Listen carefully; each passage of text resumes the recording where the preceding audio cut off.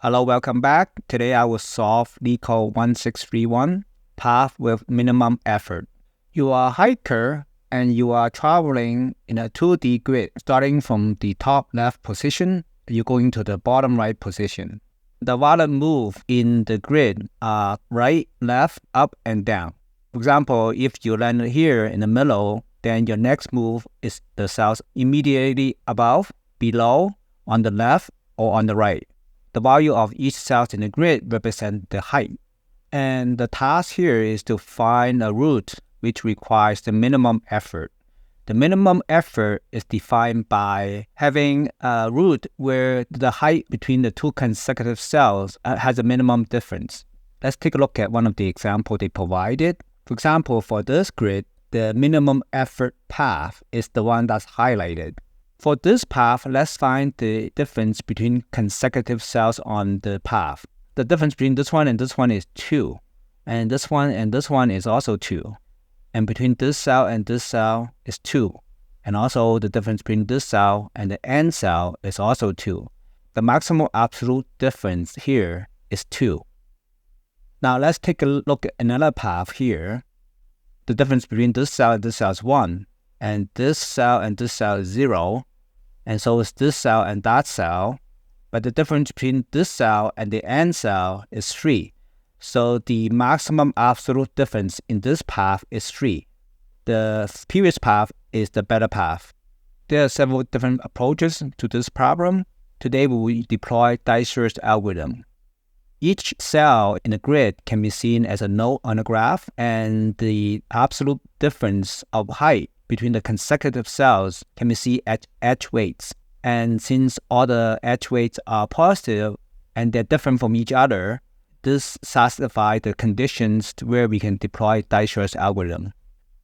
First, we need to set up several data structures. The first one will be a minimum effort grid. This would have the same dimension as the height grid that we're given. And here, we will store the absolute difference in effort between one cell and the next cell on a path. I set the base value to be -1. So any cell that has a value of -1, the minimum effort for that cell has not been established. For Dijkstra's, we also need a mean heap. And here, we will store a list of tuples that will contain I and j. Both I and j are the coordinates of each cell. We will also store inside the tuple a weight value. The weight value represents the maximum effort that we have seen in a path that will involve the cell ij. As we are using Dijkstra's algorithm, I'm using this template, which is derived from the templates that I discussed in detail in video 1 of this series. If Dijkstra's algorithm is new to you and you have not seen that video, I would strongly suggest that you go there and watch that video first.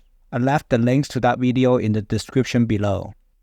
The first step, we push the tuple 000 onto the heap. This represents the first cell on the upper left, which has a coordinate of 0, and we will put the weight of 0. So the tuple 000 goes on the heap.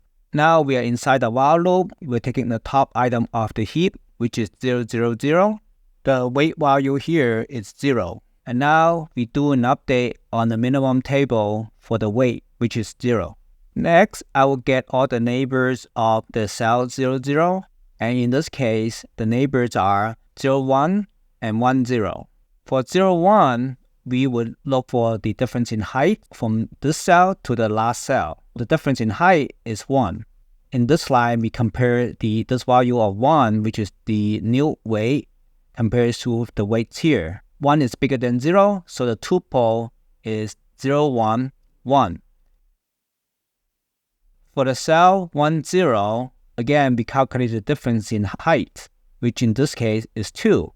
Again, we take this 2 value and we compare it to the weight here, and we find that 2 is the bigger number, so the tuple here for this cell is 102. These two tuples go onto the heap. We are at the top of the while loop. We take the first item of the heap. The heap sorts tuples by weight. The tuple with the smallest weight is 011. 011 comes out. The weight value here is 1. and we do an update on the minimum effort table for this cell. Now we get the neighbors of 0, 1. Now the neighbors of 0, 1, there are 3 of them. This one, and this one. The cell at 0, 0, that minimum effort has been established. So we will ignore that one. The neighbors that we care about are 0, 2 and 1, 1. For the cell 1, 1, the difference in height is 6. Recall, we are taking the maximum value of the 6 number and the weight here, which is 1. 6 is bigger than 1, so the tuple for this cell is 116. For the cell 0, 2, the difference between the height here is 0, but we are taking the maximum of this new weight and also the weight here, which is 1. So the tuple is 0, 2, 1. These 2 tuples goes on the heap. Again, we are at the top of the while loop. We take the first item of the heap. The first item with the lowest weight is 0, 2, 1. So that comes out. The weight value here is 1. And we will do an update on a minimum effort table for this cell. The neighbors of 0, 2 are this one and this one. Now for this cell, we have already established the minimum effort. So we are only interested in the cell 1, 2. The difference in height between this cell and this cell is 0. Again, here, we're taking the maximum value of the difference here and also this value, the weight value here. The bigger number is 1. The tuple that we are making is 1, 2, 1. That goes on to the heap. I think you get the idea of how this runs. Now that we have the pseudocode, let's talk about the real code. This C# implementation is available in the GitHub links below. You're welcome to convert this into any language of your choice. I started with initiating 2 variables, the number of rows and the number of columns for the height grid that we're given. And then I will initiate the minimum effort matrix to be the same size as the height matrix. Then I'm going to set the base value of every cell in the minimum effort matrix to be -1. That marks the cells for which we have not established the minimum effort value. This naming is a little bit confusing. It should be a maximum effort because we're looking for the maximum effort that we have seen in a path that involves that cell. So I apologize for the naming here. It should be max effort. I will also set up the heap. This will be the min heap in C#. This is in the form of a priority queue. Okay, the next part of the code, this is very similar to the pseudocode. I put on a heap starting with the top left corner, so 0, 0 with the weight of 0. And then I always take the top element, and if this top element has been updated, then I will ignore. Otherwise, I will update the minimum effort matrix with the weight from the tuple. And then here in this line, I will check whether the current cell, whether that cell is at the bottom right. So if we have reached the destination, then I will just return that value and we are done. If we have not reached the destination, then I'll get the neighbors of that cell with this getNeighbors function. And for all the neighbors, I'm going to check if we have visited that cells already and we have established the minimum effort for that cell. If not, then I would compute the difference in height from the neighbor to the previous cell. And this line will check whether that value, that will be the weight, whether that value is higher or lower, and we take the maximum of the weight that we have determined and the weights from here. This will be the weight in which we're going to put in the tuple to be placed on the heap. After the while loop, if we have not found the bottom right corner for some reason, then I'm just going to return -1. Now let's talk about the getNeighbors function.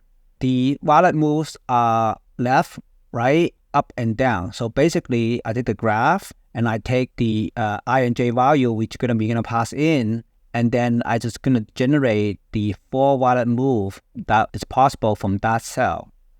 And then for each of this cell, I'm going to check whether that cell's valid. Being valid means that it's within the boundaries of the grid. So this is what this is valid function is for. And I make a list of these valid cells that we can move. and I just going to return this list. That is all the codes for this question. It's not very difficult. We're basically following the Dijkstra template that we discussed in video 1. Now, we're not giving a graph where we're going to do a Dijkstra's algorithm, but we're given a 2D grid. But basically, you can see how we adapt that template and use Dijkstra's algorithm to search in a 2D grid. So now let's test whether this works. And it looks good. I hope you enjoy this series of videos on Dijkstra's algorithm. If you have any questions, please let me know in the comments below. See you next time.